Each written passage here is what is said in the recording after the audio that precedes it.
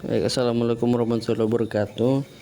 Nama saya Geratnan Karsa dengan NIM 01195507. Pada kesempatan pada kali ini saya akan membahas mengenai analisa kuat dukung pondasi bor pile berdasarkan data pengujian lapangan atau Standard Penetration Test. Baik, langsung saja. Apa sih yang dimaksud dengan pondasi? Pondasi merupakan suatu pekerjaan yang sangat penting dalam suatu pekerjaan teknik sipil, karena pondasi inilah yang memikul dan menahan suatu beban yang bekerja di atasnya, yaitu beban konstruksi atas. Apa yang dimaksud dengan pondasi bor pile? Pondasi bor pile adalah suatu pondasi yang dibangun dengan cara mengebor tanah terlebih dahulu, baru kemudian diisi dengan tulangan dan cor. Kemudian kapan sih bor pile dapat digunakan? Bor pile dapat dipakai apabila tanah dasar yang kokoh mempunyai daya dukung besar, terletak sangat dalam, yakni kurang lebih 15 meter, serta keadaan sekitar tanah bangunan sudah banyak berdiri, bangunan-bangunan besar seperti bangunan-bangunan bertingkat sehingga dikhawatirkan dapat menimbulkan retak-retak pada bangunan yang sudah ada akibat getaran-getaran yang ditimbulkan oleh kegiatan pemancangan apabila dipakai pondasi tiang pancang. Kemudian metode untuk menentukan kapasitas bor pile. Yang pertama itu metode statis, kemudian yang kedua metode dinamis. Kemudian menghitung kuat dukung bor pile berdasarkan data hasil pengujian sondir. Yang pertama metode Auki dan De Alensar dengan rumus QU sama dengan QB dikali AB. Kemudian yang kedua metode Smartman dan Nottingham. Yang pertama tahanan ujung satuan, kemudian yang kedua tahanan gesek satuan dengan rumus. Yang pertama tahanan ujung satuan yaitu FB sama dengan W dikali QCA lebih kecil dari 150 kg per cm pangkat 2.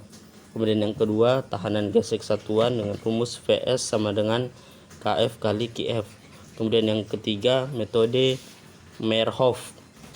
Yang pertama tahanan ujung, yang kedua tahanan gesek dengan rumus tahanan ujung yaitu FB sama dengan W1 dikali W2 dikali QCA.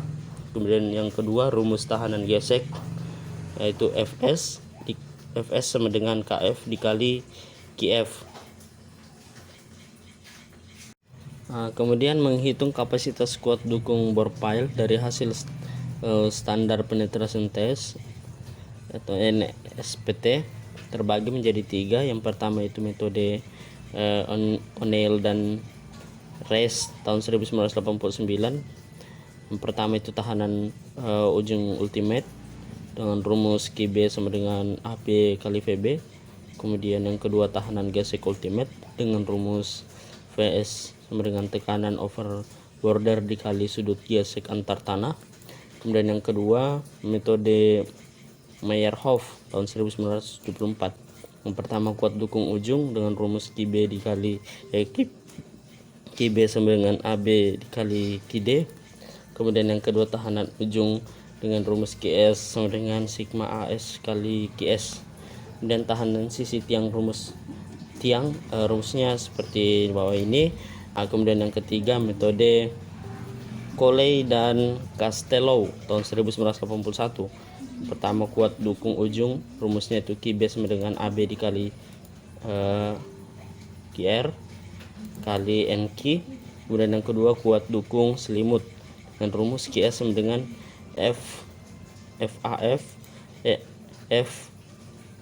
FAV kali S kali L.